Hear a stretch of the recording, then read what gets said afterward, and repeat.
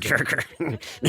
You know, like when you get like you're like when you first start like getting high, you're like, dude, I'm fucking lit. Someone laced me type of shit. I'm You know awake what I mean? now.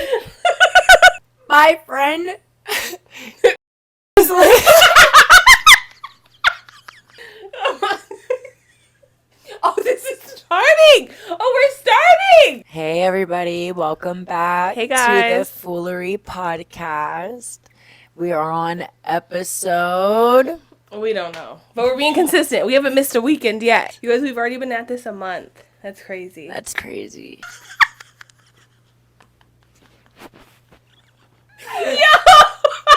Shit, like we actually started arguing while we were. I was like, no, I'm being serious. I was like trying to back it up. You're so mean. I was scared.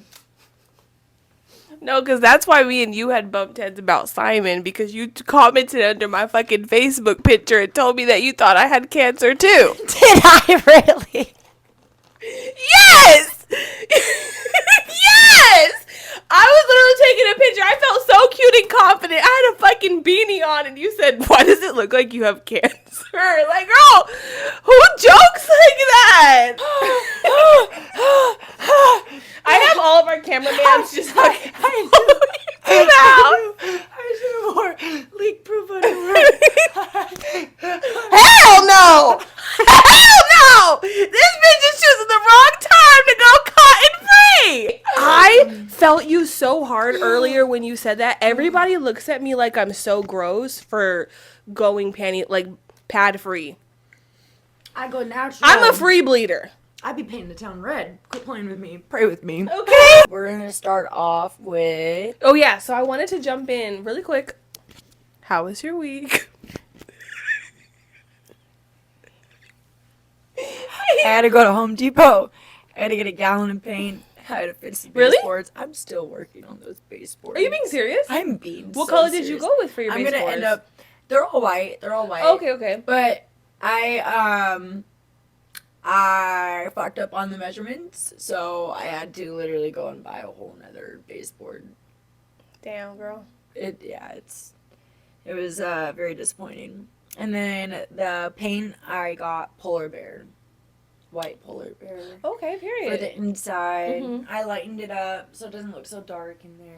When you first got the house, was it painted on the inside? It was painted pink, Pepto-Bismol pink. Everywhere? The whole thing. You're lying. The whole thing. The wallpaper was like old. It was peeling. You should have kept a scrap of it and did something with it. It was old. We still have, I think, a little bit in the garage or something like that attached to one of the boards. But it's been a journey for sure. It's been a long journey with all that. Mm-hmm. Okay, well. So, how's your week though? My week was good in terms of just like excitement and just I don't know, I've been thinking a lot about the holidays and stuff, so that's been making me excited, but I don't know, I had like a lot of like, I really think it's my period, to be honest with you guys. Like, sorry, not to be like TMI, but like I felt a little bit like bad this week, I'm not gonna lie. I'm sorry to hear that. Yeah, it was hard because like I said, I had a cool time, like I felt like excited, but then there was a big part of me that was just like, that dark cloud, like even when you have like a change and like a burst of energy, then that dark cloud's like cycles back over again. So yeah, that was pretty much. Quick tip, flapjack facts for the week. Did you know that in the Native Americans back in the day, when all of the women would start their cycles, not all the women would start their cycles, but when women would start their cycles in the tribe, there would be a tent that all the women would go to. For what? It would be like a period tent. Be together and like go through their cycle together. For like the week or something? Yeah, for like their week. Oh, wow. And so they would all, because they're all going through the same thing, so it actually worked out better because they were able to support each other better. That's actually really than opposed cool. to the ones who weren't experiencing it right then and there. You know what, though? I almost feel like that might be like rocking the boat, because catching the wrong woman on the wrong day and all of us are bleeding. Yeah. That would be hard. There would have to be like multiple tents. Yeah. That is intense. But cool fun fact. No, that is had pretty no cool though. idea. Huh? I had Yeah. no idea at all. Women's history. Period. 101. I would have wanted at least one man, if not a couple, to break up the tension in there. But imagine the smell. At least one. All those women. One man. Especially, I imagine back then, they were definitely free bleeders. I wanted to go ahead and jump in. This was something that we should have listened and responded to, honestly, a couple weeks ago. I forgot about it. But we did not forget about you, girl. So, I wanted to play out. We got our first, audio questionnaire tidbit from a supporter. What? Okay. From Nicole. Oh. Yeah, girl. Yeah. From Nicole. So A we're little Jolly Rancher. I know, I'm excited. So, here, I'm going to play it out loud. Question for you, right? So, I'm a Christian. I've been not born. I've been born a Christian. I've been raised a Christian. And, let me ask you this. So, why do we feel like our religion is the right religion? I'm a Christian, and, genuinely, to be honest, I feel like that's the right religion. It has absolutely nothing against any other religion. Where do we get that, how do I put it, where do we get that confidence? Food for thought, definitely. What do you think I love of that? I love that you said food for thought. Instead of Yeah. penny for thought. That was cute. But, that's where your spirit runs free and sits free at the most. That's why I heavily believe all religions really do kind of, in a way, red string down to almost the same kind of basis off of just trying to be a good person. You know what I mean? So I think that each religion is almost in a way,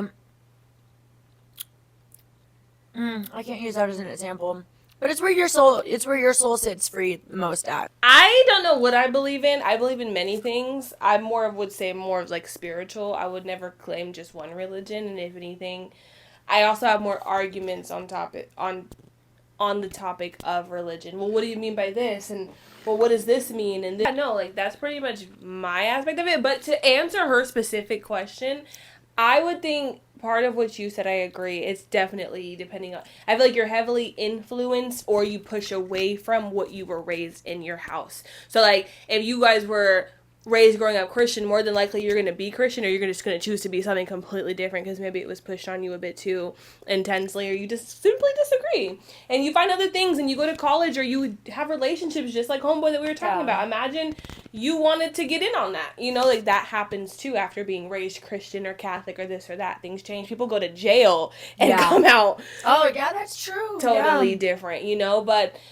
And also, too, I feel like if you, how she said, what makes ours right, I feel like also we were raised to believe certain ones that we hear often are wrong. Yeah. Oh my God, I could never be Catholic. They're this and that. Or I could never be Jehovah's Witness. You are raised with the idea of just, the little pinches that you know of another religion, and more than likely you don't know anything about them, but you've been persuaded to be on your team. Kind of like when a son and a dad, when a son grows up, he's more than likely rooting for his dad's football team. Yeah. And, that's who you go hard for. I don't watch football at all, and I'm a 49ers fan just because my dad's a 49ers fan. Exactly. So, I mean, that was actually a really good example. Exactly. Oh, look at that. I got lucky. I thought I was all gone. Yeah, you guys, we just left the hospital. Alyssa actually just she ate her bandages, but they were edible bandages. Her doctor did say that she could eat them, but she'll be fine. No, you are not. Oh, okay. Nikki, you should be throwing more stuff in for us, questions-wise. That was a good one, actually. I thought that was a really good question at first. Kind of had me, stuck there for a minute. And then I was thinking to myself, I was like, that's what makes your heart dance to be the drum. But she actually did send another one. Oh, girl. Okay. Hitting me with them surprises. I'm excited for this. So she sent us one more. Hey, I also have another one for you. So, food for thought, right? What do you think makes us truly successful in life? And this, you know, there's gonna be so many opinions and so many perspectives, right? But what do you think leads up to us being truly successful in life? So she's wondering That what was a makes good us one. successful in life. Resilience. Consistency is key. Let me give an example. Okay. What makes us successful in times? Whether you have kids or you don't have kids, anybody can relate to this moment. Mm-hmm. Have you ever wanted to lay down and take a nap? And you're like, I just want to lay down. Man, this feels really good. But you know that there's something that you have to do. Yes. And you're like, I have to do this though, but I'm feeling so tired, weak, whatever. You know what I mean? And you're like, but this, just like 30 minutes, whatever, 15 minutes, you know? Yeah. You go to lay down and you try to give into that, Mm-hmm. right? Right. Let's just say that sleep is that temptation, right? Mm-hmm. That's the devil being like, oh, you're tired? Here, just lay down just for 30 minutes. Doze off after 30 more minutes. Yeah, After yeah. that 30 minutes, then you don't get what you need to get done, Mm-hmm. right? You're laying down. You all of a sudden say, you know what? No, I shouldn't be doing this. I need to get up and I need to go do blah, blah, blah, blah, blah. Yeah. This, that, and third. That is called being successful. I really, truly believe that actions are louder than words. For real. I agree. They really are. And I know that as human, we all make mistakes and we all have hiccups at times. Mm-hmm. But trying to make it more an 8 out of a 10 as far as for doing and following through and making through the things that we need to do and trying to say that we're going to do, you know? I could agree to that.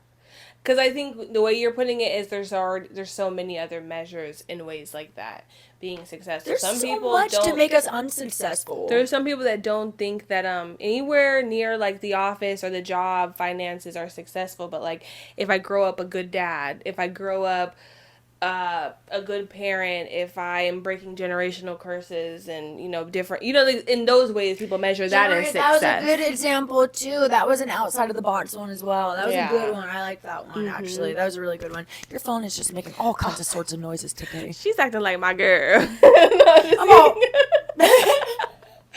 Hella pulls a straw out from your titty and I'm just like but no, I think that's a good idea. No. Podcast. No, start all over. So, welcome back, everybody. No, you gotta do a countdown because I gotta be ready too. Okay. We need to have the bloopers. You're right. Do your countdown like from 3. 1, 2, 3. Welcome.